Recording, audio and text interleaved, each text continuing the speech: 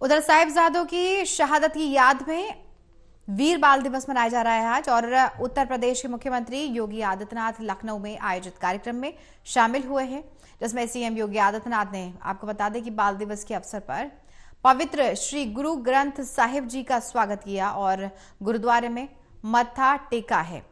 तो लखनऊ में वीर बाल दिवस कार्यक्रम मनाया गया। इससे पहले प्रधानमंत्री नरेंद्र मोदी ने, जो कि कार्यक्रम के बीच पहुंचे थे, वहां पर यह विशेष कार्यक्रम रखा गया था। लखनऊ की बात करें तो वहां पर भी वीर बाल दिवस कार्यक्रम मनाया गया है, जिसमें सीएम योगी आदित्यनाथ शामिल हुए हैं। गुरुद्वारा पहुंचकर के उन्होंने मत्था टेका और श्रद्धांजलि अर्पित की।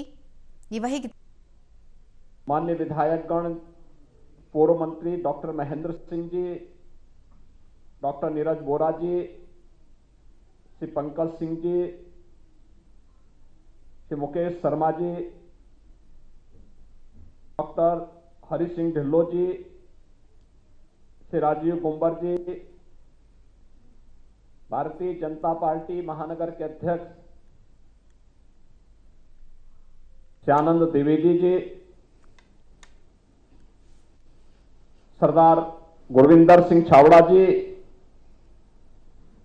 बाबा गुरनाम सिंह जी, डॉक्टर गुरमीत सिंह जी, श्री राजेंद्र सिंह बग्गा जी, पूर्व महापौर श्रीमती संयुक्ता भाटिया जी और प्रदेश के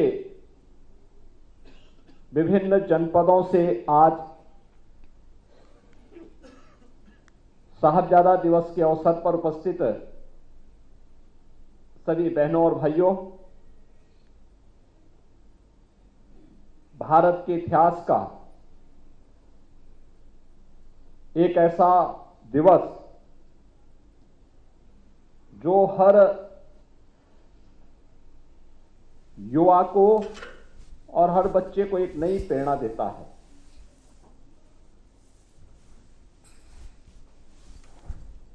गुरु गोविंद सिंह जी महाराज के 4 साहिबजादों ने देश और धर्म की रक्षा करने के लिए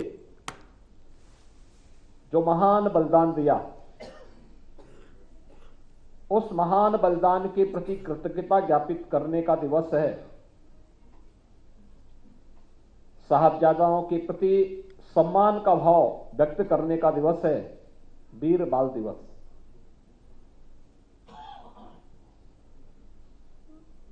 मैं धन्यवाद दूंगा अपने लखनऊ के सिख बंधुओं को, जिन्होंने 2020 से इस बात के लिए लगातार प्रयास किया कि भारत के इतिहास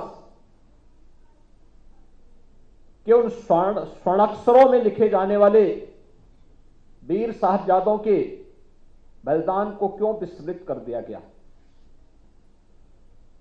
और उन्हें सम्मान देने के लिए जिस दिवस को बाल दिवस के रूप में, वीर बाल दिवस के रूप में सम्मान दिया जाना चाहिए, उसे वीर बाल दिवस का सम्मान न देकर के लोग उसको विस्मृत कर गए और बाल दिवस के रूप में कुछ और ही घटनाओं को जोड़ने का प्रयास किया जाने लग गया। लेकिन हम सब आभारी हैं प्रधानमंत्री मोदी जी के, जिनकी प्रेरणा से, जिनके आदेश से गत वर्ष गुरु गोविंद सिंह जी महाराज के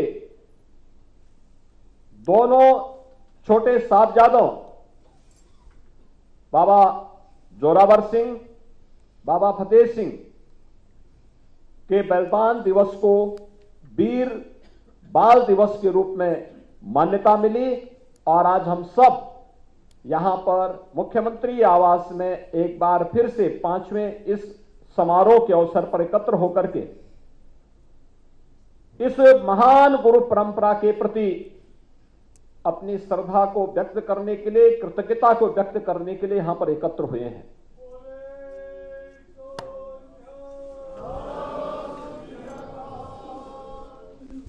अब याद करिए कि गुरु गोविंद सिंह जी महाराज के दोनों बड़े साहिबजादे बाबा अजीत सिंह, बाबा जुझार सिंह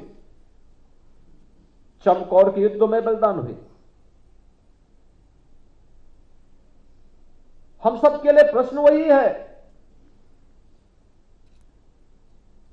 क्या सिख गुरुओं का बलिदान क्या व्यक्तिगत के लिए था, परिवार के लिए था? नहीं, इस देश के लिए था, इस धर्म के लिए था। गुरु नानक देव जी से जो परंपरा प्रारंभ हुई, वे एक संत थे, भक्ति में रमे हुए थे, अद्भुत सिद्धि थी, भक्ति का जागरण करते थे। लेकिन भक्ति में भी शक्ति होती है, निर्भीकता उनका गुण था, और बाबर को भी चुनौती देने का कार्य उन्होंने उस कालखंड में किया था।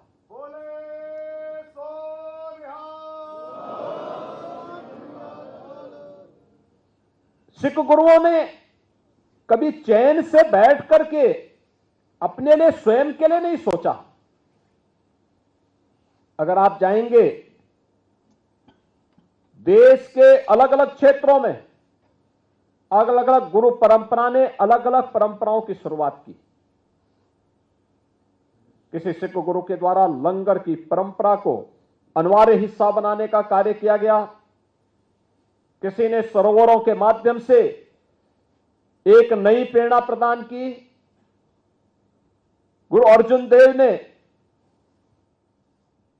जहांगीर के अत्याचारों का डट करके मुकाबला किया, और गुरु तेग बहादुर जी तो एक अद्भुत मिसाल थी। याद करिए, आज से सैकड़ों वर्ष पहले गुरु तेग बहादुर उस समय इस बात को लेकर के कि कश्मीरी पंडितों पर अत्याचार हो रहे हैं, हमें इसके खिलाफ आवाज उठानी ही चाहिए, और उस समय स्वयं का बलिदान देकर के कश्मीर पर होने वाले अत्याचारों को रोकने का कार्य गुरु तेग बहादुर जी महाराज ने किया था।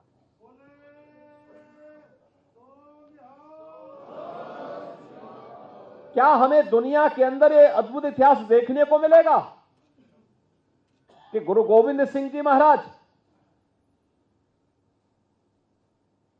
एक शहीद पिता के और शहीद साहबजादों के पिता, यानी शहीद पिता के पुत्र हैं, लेकिन चार शहीद साहबजादों के पिता भी हैं। ये कहीं दुनिया के इतिहास में कहीं देखने को मिलता है, और यह भी देश और धर्म के लिए। खालसा पंथ की स्थापना करते समय भी गुरु गोविंद सिंह जी महाराज ने ही बात कही थी, सकल जगत में खालसा पंथ गाजे, जगे धर्म हिंदू सकल भंड भाजे। भाइयों बहनों, ये हम सब के लिए एक नई प्रेरणा है, एक नया आदेश है, एक नया संदेश है।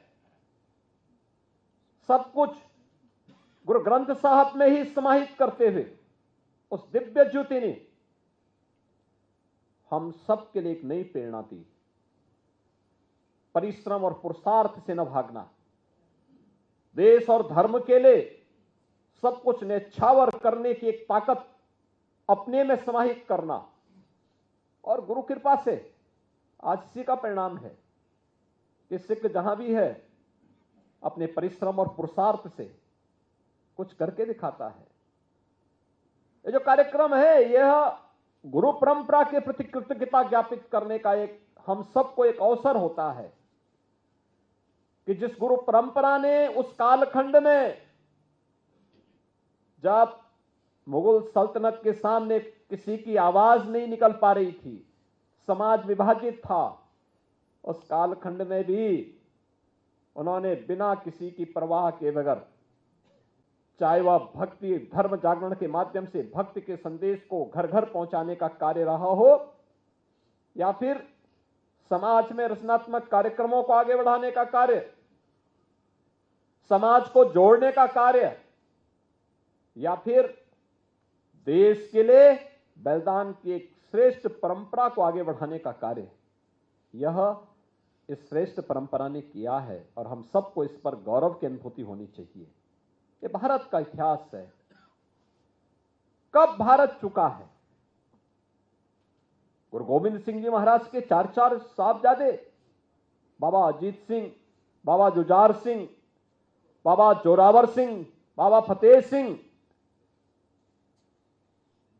अपने आप को बलिदान करते हैं। और गुरु गोविंद सिंह जी महाराज, जो मैंने कहा एक दिव्य ज्योति थे, दिव्य पुंज, ज्योति पुंज थे। उन्होंने उस समय घोषणा कर दी थी कि मेरा काम हो गया, अब मुगल सल्तनत की उल्टी गिनती शुरू हो गई है। और आप देखते होंगे गुरु गोविंद सिंह जी महाराज की स्मृतियों के प्रति, उनके प्रकाश पर्व पर वीर बाल दिवस के कार्यक्रम में हम सब आज भी, कल भी, हर व्यक्ति इसके साथ जुड़ा हुआ है, इस आयोजन के साथ जुड़ रहा है, पूरा देश जुड़ रहा है। आज दिल्ली में प्रधानमंत्री जी स्वयं इस कार्यक्रम में भागीदार बने। लेकिन मुगल सल्तनत की हुक्मरानों के घरों में कोई दीपक जलाने वाला नहीं है। पूरी वंश परंपरा स्वाहा हो गई है। कोई पूछने वाला नहीं है। उन्होंने अत्याचार किए थे, उन्होंने शोषण किया था, उन्होंने उस समय जिस प्रकार की बर्बरता ढाई थी, उस बर्बरता के खिलाफ एक आवाज थी।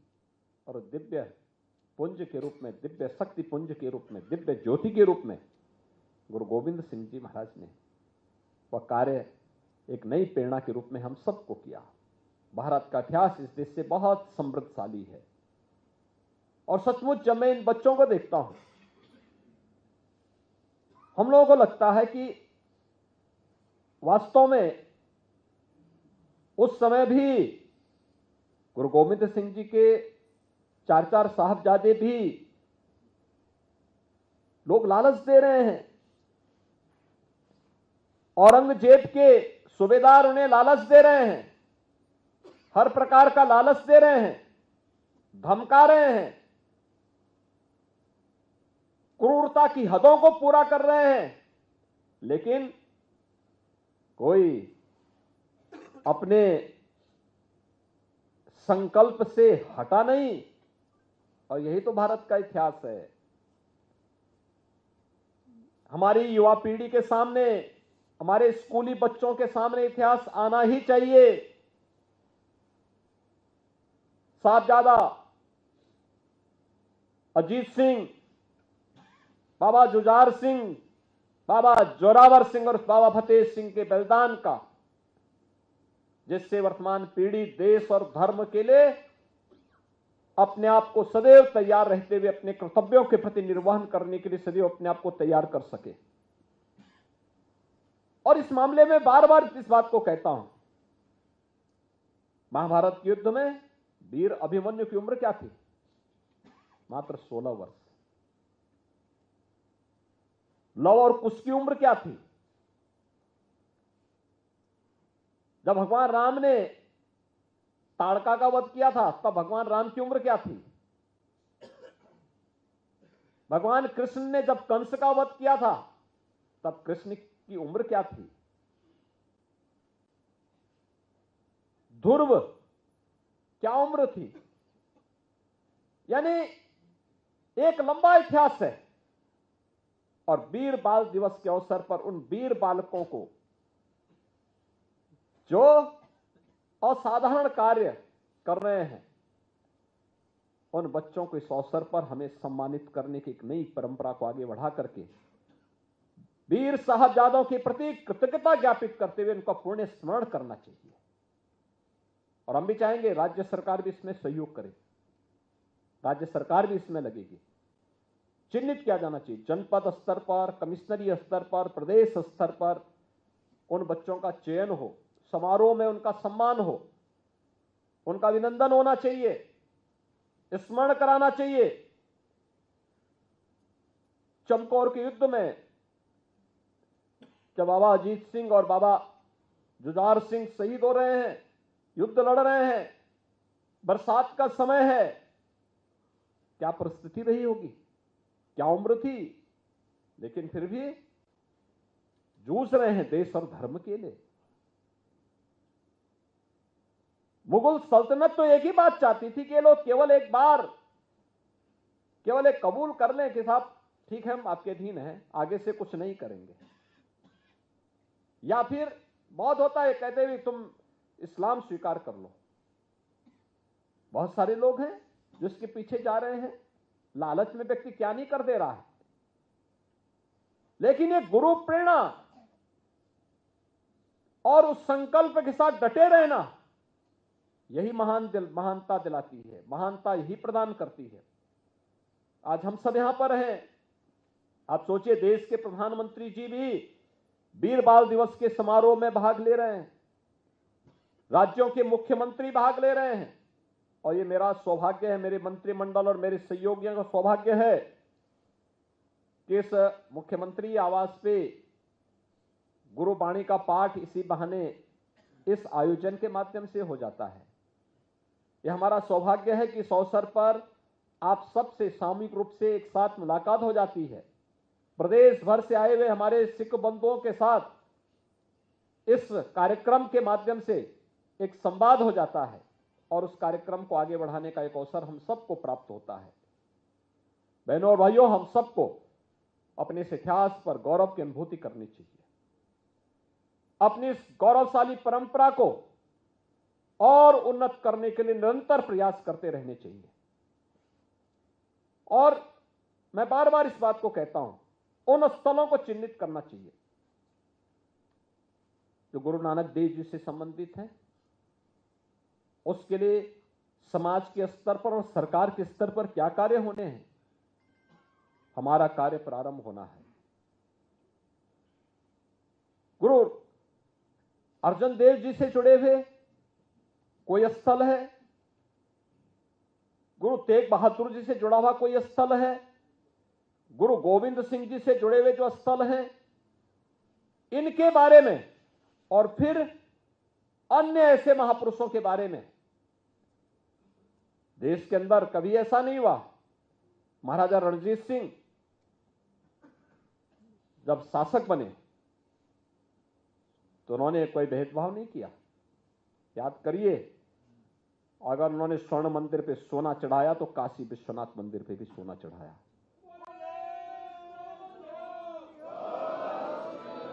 जितना सोना वहां दिया उतना ही काशी में भी दिया। यही नहीं, देश के अंदर आप कहीं भी जाइए, आपको महाराजा रणजीत सिंह जी के द्वारा प्रदत्त यह उपहार वहां देखने को मिलेगा। ये दिखाता है कि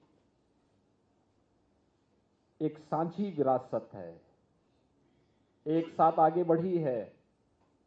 और मैं तो बार बार इस बात को कहता हूं, हर शिष्य सिख है। जो भी गुरु परंपरा के प्रति श्रद्धावनत है वो अपने आप में एक सिख है, क्योंकि गुरु के प्रति सम्मान का भाव रखता है। और हमें इस परंपरा को और मजबूत करना है, जितना कुछ हो सकता है। गौरवशाली परंपरा, आने वाली पीढ़ी सीखे पौरुष और पुरुषार्थ क्या होता है, परिश्रम कैसे किया जाता है, हमें उससे नहीं हटना है, क्योंकि हमारी पहचान है। विपरीत परिस्थितियों में कैसे कार्य करना है, यह हमारी पहचान बननी चाहिए। और उस पहचान को विपरीत परिस्थितियों में जूझते हुए आज तो अच्छी दिशा में आप आए हैं, बहुत अच्छी दिशा में आगे बढ़ चुके हैं। हमें कभी भी अपने मार्ग से विचलित नहीं होना है। गुरु परंपरा के प्रति हमेशा कृतज्ञता ज्ञापित करना, यह हर भारतवासी का दायित्व होना चाहिए, हर हिंदुस्तानी का दायित्व होना चाहिए। और यही हमें आगे बढ़ने के लिए एक संबल भी हम सबका होगा।